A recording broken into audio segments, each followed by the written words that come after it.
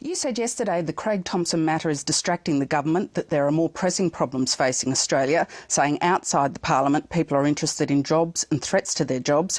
Yet in the last 2 days, the opposition's asked 2 questions about the steel industry. It's asked 3 about Craig Thompson and moved 2 substantive motions about Craig Thompson and none at all about manufacturing. Isn't you who are distracting the government? Well, I don't think that's fair, and if the Prime Minister had been prepared to proceed with question time yesterday, she would have faced a barrage of questions on jobs, jobs in the steel industry, the impact of the carbon tax on the steel industry. But you could have raised those questions first up. Craig Thompson was your first question yesterday. The fact of the matter is, Lyndal, it is the government's job to resolve this matter so that we can all move on. As things stand, we've got a Prime Minister in hiding, a member in protection and a government in paralysis. We also have 2 inquiries going on. Fair Work Australia is conducting an inquiry. The New South Wales Police are looking at it. Couldn't you leave those bodies to resolve the matters, to finish their inquiries and deal with the pressing problems you say are facing Australia,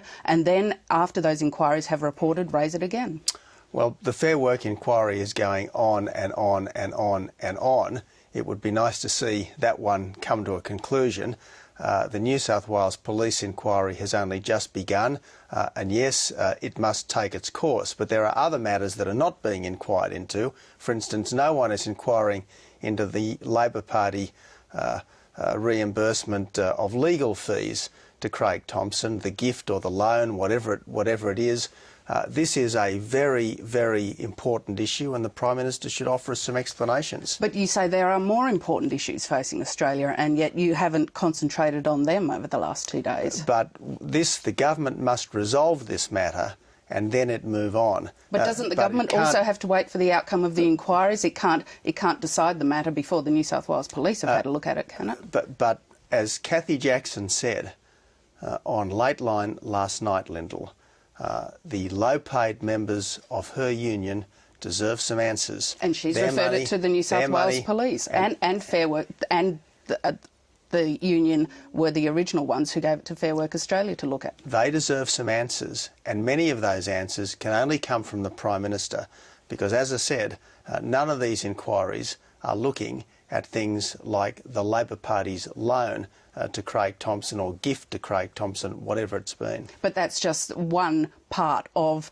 much wider allegations which Fair Work Australia and the New South Wales Police are having a look at. Well, there's no doubt that this government has an integrity problem.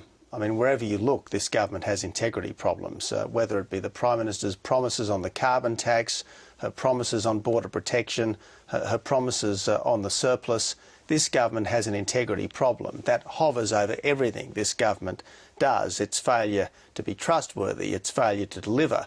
So they do have an integrity problem, and the Thompson matter is part of that. But doesn't it look like, given that you haven't made much of the problems facing manufacturing, that you're pursuing this for political ends? You want to get Craig Thompson out of Parliament so you can take over government?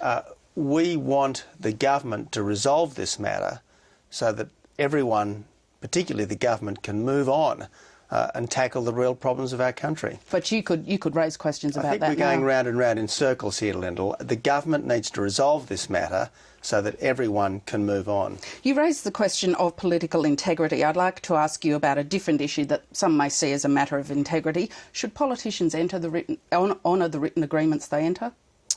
Well, politicians should not say one thing before an election and do the opposite afterwards. But should they honour the written agreements they enter? This is leading us somewhere, Lyndal. Ask the question. Yesterday you refused to pair Simon Crean to allow him to attend Margaret Olley's funeral despite a written agreement. You stopped Malcolm Turnbull, a friend of Ms Olley's, going to the funeral, all for a vote on a motion you were never guaranteed of winning because you'd already paired 2 Labor ministers. Why did you rip up those agreements? Well, the government had notice the evening before that we wanted to have a vote at 9 o'clock yesterday morning, so they had good notice of this. But Simon Crean had a written agreement to be paired, didn't he? Well, we'd agreed to pair Simon Crean, but circumstances changed.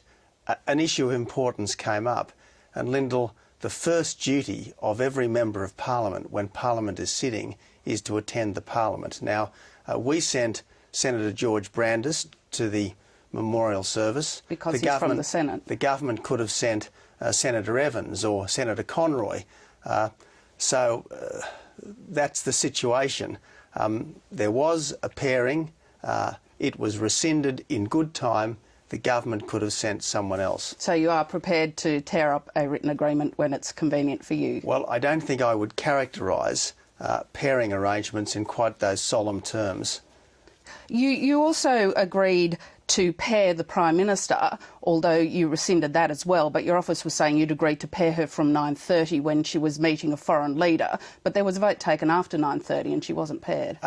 The fact is, Lyndal, we said to the Prime Minister the previous evening that we wanted to pursue the Thomson matter in the Parliament at 9 o'clock. If Anthony Albanese hadn't pulled a stunt at 9 o'clock, knowingly pulled a stunt, the whole Thomson matter could have been dealt with before 9:30.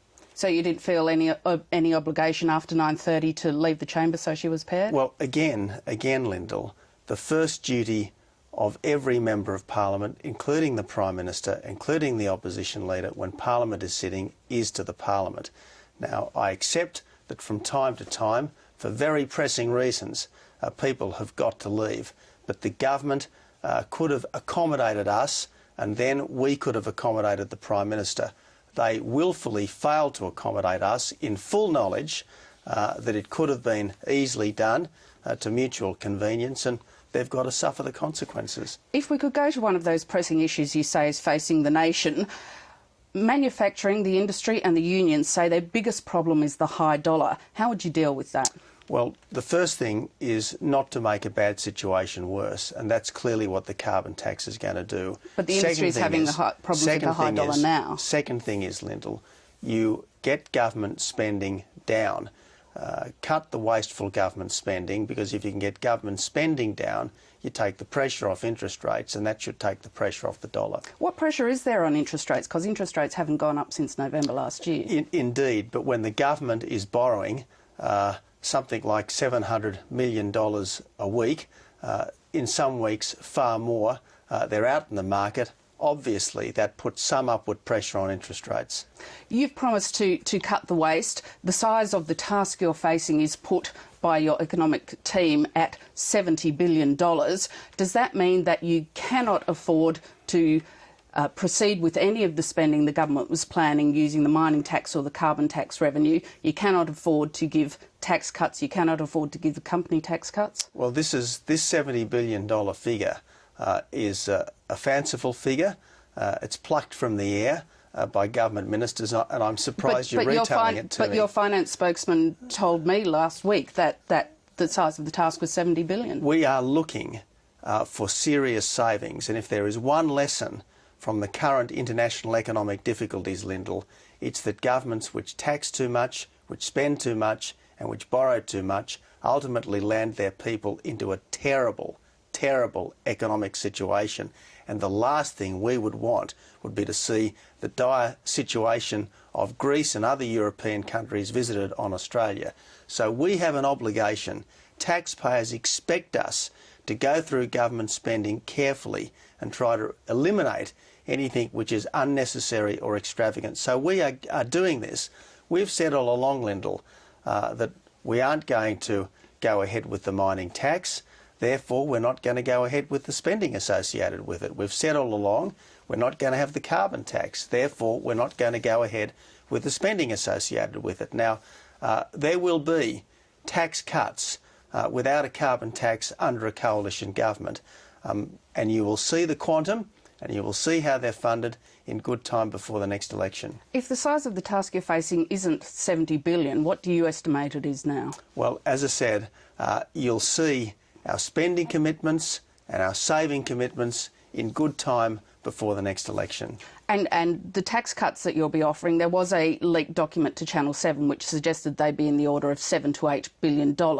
Now that's lower than the Howard government tax cuts, which were derided almost at the time by Amanda Vanstone, a minister, as sandwich and milkshake tax cuts. If they're to be real tax cuts, ones you say will restore hope, they're going to have to be bigger than that figure, aren't they? Well, we will have tax cuts.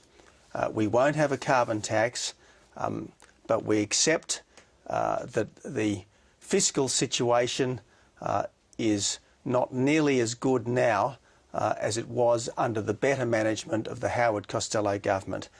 And I know you're very curious, Lyndal, but you will have to wait, I'm afraid, until closer to the election. But in good time, before the next election, people will see our spending commitments and our saving commitments, including the tax cuts. Tony Abbott, thank you very much for your time. Thanks, Lyndal.